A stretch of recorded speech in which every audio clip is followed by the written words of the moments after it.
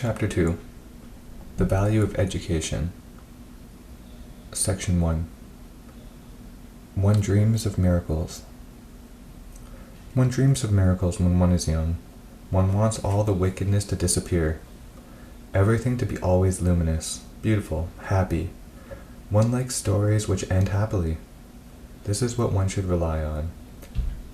When the body feels its miseries, its limitations, one must establish this dream in it, of a strength which would have no limit, a beauty which would have no ugliness, and of marvelous capacities.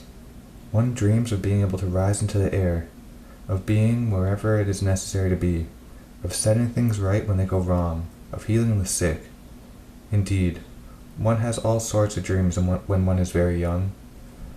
Usually parents or teachers pass their time throwing cold water on it, telling you, "Oh, it's a dream.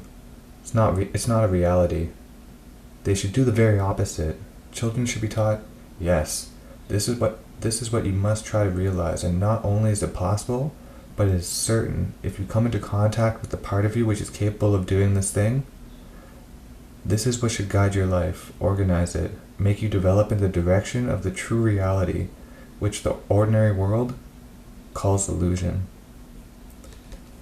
This is what it should be, instead of making children ordinary, with that dull, vulgar common sense, which becomes an inveterate habit, and when something is going well, immediately brings up in the being the idea, "Oh, that won't last." When somebody is kind, the impression, "Oh, he will change." When one is capable of doing something, "Oh, tomorrow I won't be able to do it so well." This is like an acid, a destructive acid in the being, which takes away hope, certitude, confidence in future possibilities. When a child is full of enthusiasm, never throw cold water on it. Never tell him, life is not like that. You should always encourage him. Tell him, yes, at present things are not always like that. They seem ugly, but behind this there is a beauty that's trying to realize itself. This is what you should love and draw towards you. This is what you should make the object of your dreams, of your ambitions. Section 2. The Art of Living. Usually, you are taught very few things. You are not taught even to sleep. People think that they have only to lie down in their bed and then they sleep, but this is not true. One must learn how to sleep as one would learn to eat, learn anything at all. And if one does not learn, well, one does it badly.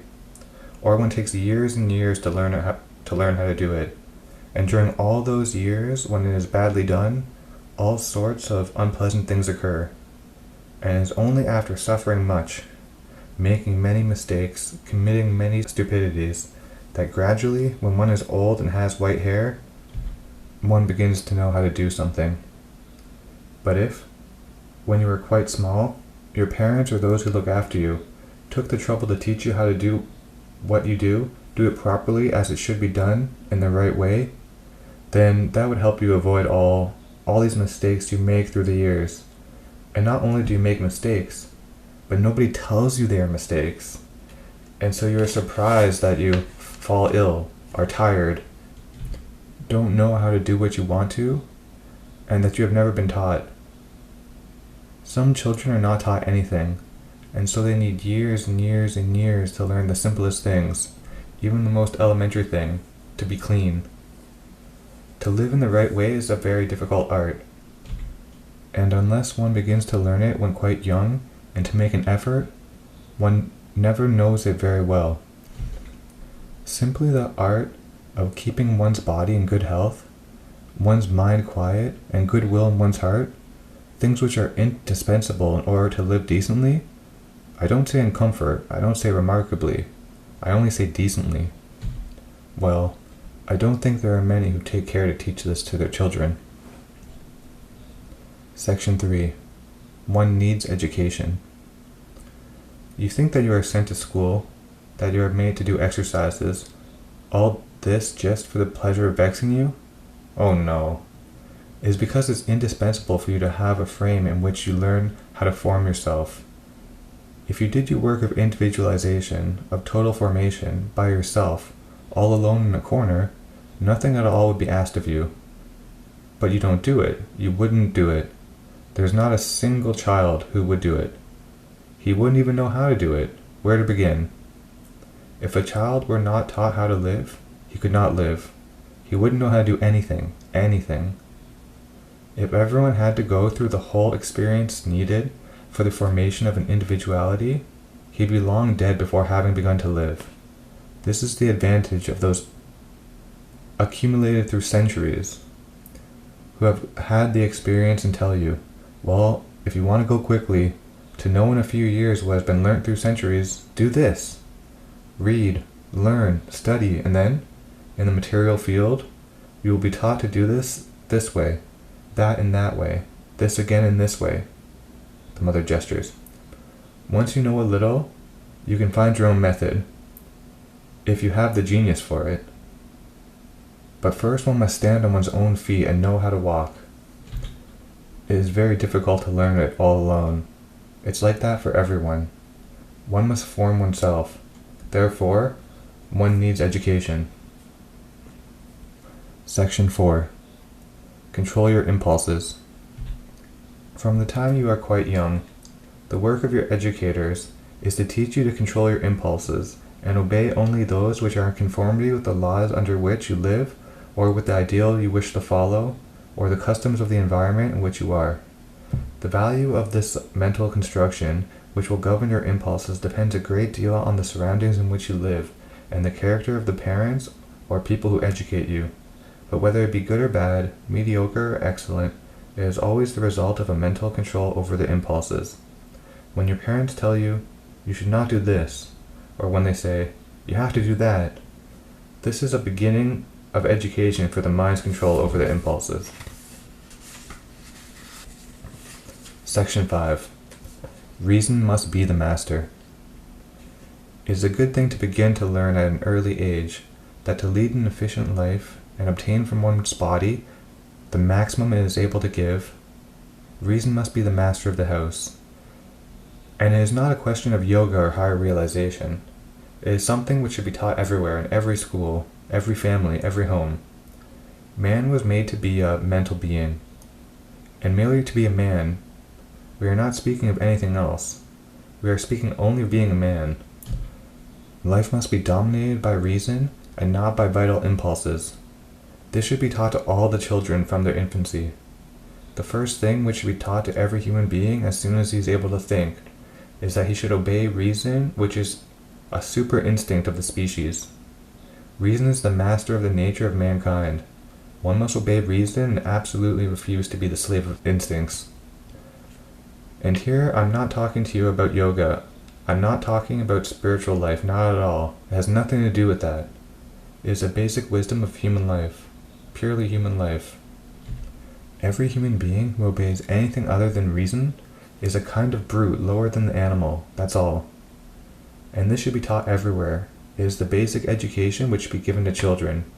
The reign of reason must come to an end only with the advent of the psychic law which manifests the divine will. Section 6. Reason is developed by using it. A disciple asks, how can the reason be developed? Oh, by using it. Reason is developed like muscles, like the will. All these things are developed by rational use, reason. Everyone possesses reason, only doesn't make use of it. Some people are very much afraid of reason because it contradicts their impulses, so they prefer not to listen to it. Then naturally, if one makes a habit not to listen to reason instead of developing, it loses its light more and more. To develop reason, you must want to do it sincerely. If on one side you tell yourself, I want to develop my reason, and on the other, you don't listen to what reason tells you to do, then you never come to anything, because naturally, if each time it tells you, don't do this, or do this, you do the opposite, it will lose the habit of saying anything at all. Section 7. Education. Preparing the consciousness. Usually, all education, all culture, all refinement of the senses and the being is one of the best ways of curing instincts, desires, passions. To eliminate these things does not cure them. To cultivate, intellectualize, refine them, this is the surest means of curing. to give the greatest possible development for progress and growth, to acquire a certain sense of harmony and exactness of perception. This is a part of the culture of the being, of the education of the being. Education is certainly one of the best means of preparing the consciousness for higher development. There are people with very crude and very simple natures who can have a great aspiration and attain a certain spiritual development, but the base will always be of an inferior quality, and as soon as they return to their ordinary consciousnesses, they will find obstacles in it, because the stuff is too thin. There are not enough elements in their vital and material consciousness to enable them to bear the descent of a higher force. Section 8. A child's desires. A disciple asks, "Sweet Mother, how can we help a child to come out of this habit of always asking?" Mother: There are many ways, but first of all you must know whether you will not just stop him from freely expressing what he thinks and feels, because this is what people usually do. They scold, even sometimes punish him, and so the child forms the habit of concealing his desires, but he is not cured of them, and you see, if he is always told, "No, you won't have that," then simply, this state of mind gets settled in him. When you are small, people don't give you anything. You must wait till you are big, and when I am big, I shall have all I want. That's how it is. But this does not cure them. It is very difficult to bring up a child. There is a way which consists in giving him all he wants, and naturally, the next minute he will want something else, because that's the law of desire, never to be satisfied. And so, if he's intelligent, one can tell him, "But you see, you insisted so much on having this, and now you no longer care for it. You want something else."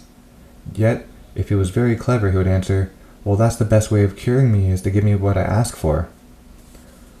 Some people cherish this idea all their life. When they are told that they should overcome their desires, they say, the easiest way is to satisfy them. This kind of logic seems impeccable, but the fact is that it is not the object desired that has to be changed. It is the impulse of desire, the movement of desire. And for this a great deal of knowledge is needed. And this is difficult for a very young child. In fact, perhaps one should begin by shifting the movement to things which it is better to have from the true point of view, and which it is more difficult to obtain. If one could turn this impulsion of desire towards for example, when a child is full of desires, if one could give him a desire of a higher kind, instead of it being a desire for purely material objects, you understand, an altogether transitory satisfaction, if one could awaken in him the desire to know, the desire to learn, the desire to become a remarkable person, in this way, begin with that. As these things are difficult to do, so gradually, he will develop his will for these things, or even, from the material point of view, the desire to do something difficult, as for example, construct a toy which is difficult to make, or give him a game of patience which requires a great deal of perseverance. If one can orient them, it requires much discernment, much patience, but it can be done. And if one can orient them toward something like this, to succeed in very difficult games or to work out something which requires much care and attention, and can push them in some line like this so that it exercises a persevering will in them, then this can have results, turn their attention away from certain things and towards others. This needs constant care, and it seems to be a way that's most, I can't say the easiest, for it's certainly not easy, but the most effective way. Section 9.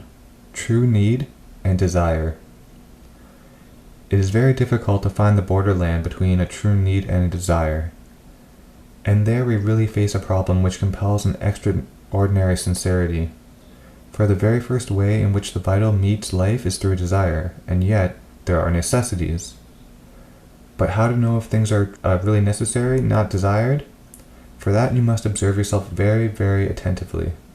And if there is anything in you which produces something like a small, intense vibration, then you may be sure that there lies desire. For example, you say, "This food is necessary for me." You believe, you imagine, You think that you need such and such a thing, and you find the necessary means to obtain the thing. You know if it is a need or desire. You must look at yourself very closely and ask yourself, what will happen if I cannot get the thing? Then, if the immediate answer is, oh, it will be very bad, you may be sure that it's a matter of desire. It is the same for everything. For every problem you draw back, look at yourself and ask, let us see, am I going to have the thing? If at that moment something in you jumps up with joy, you may be certain there is a desire. On the other hand, if something tells you, oh, I'm not going to get it, and you feel very depressed, then again it is a desire. Section 10. Give up desire. Buddha has said that there is a greater joy in overcoming a desire than in satisfying it. It is an experience everybody can have, and one that is truly very interesting. Very interesting. There is a kind of inner communion with a psychic being which takes place when one willingly gives up a desire. And because of this, one feels a much greater joy than if he had satisfied his desire. Besides, most usually, almost without exception, when one satisfies a desire, it always leaves kind of a bitter taste somewhere. There is not one satisfied desire which does not give a kind of bitterness. As when one has eaten too sugary a sweet, it fills your mouth with bitterness. It is like that. You must try sincerely. Naturally, you must not pretend to give up desire and keep it in a corner, because then one becomes very unhappy. You must do it sincerely. Section 11. Win your little victories. If through an effort of inner consciousness and knowledge, you can truly overcome in yourself a desire, that is to say, dissolve and abolish it, and if through inner goodwill, through consciousness, light, knowledge, you are able to dissolve the desire, you will be, first of all in yourself personally, 100 times happier than if you had satisfied this desire. And then it will have a marvelous effect. It will have a repercussion in the world of which you have no idea. It will spread forth, for the vibrations you have created will continue to spread. These things grow larger like a snowball. The victory you win in your character, however small it be, is one which can be gained in the whole world. If you really want to do something good, the best thing you can do is to win your small victories in all sincerity, one after another, and thus you will do for the world the maximum you are able to. Section 12. Change yourself first. You can do nothing with others unless you are able to do it with yourself. You can never give good advice to anyone unless you are able to give it to yourself first, and to follow it. And if you see a difficulty somewhere, the best way of changing this difficulty is to change it in yourself first. If you see a defect in anyone, you may be sure it is in you, and you begin to change it in yourself. And when you will have changed it in yourself, you will be strong enough to change it in others. And this is a wonderful thing. People don't realize what an infinite grace it is that this universe is arranged in such a way that there is a collection of substance from the most material to the highest spiritual, all that gathered together in what is called a small individual, but at the disposal of a central will. And that is yours, your field of work. Nobody can take it from you, it is your own property. And to the extent you can work upon it, you will be able to have an action upon the world. But only to that extent. One must do more for oneself, besides, than one does for others.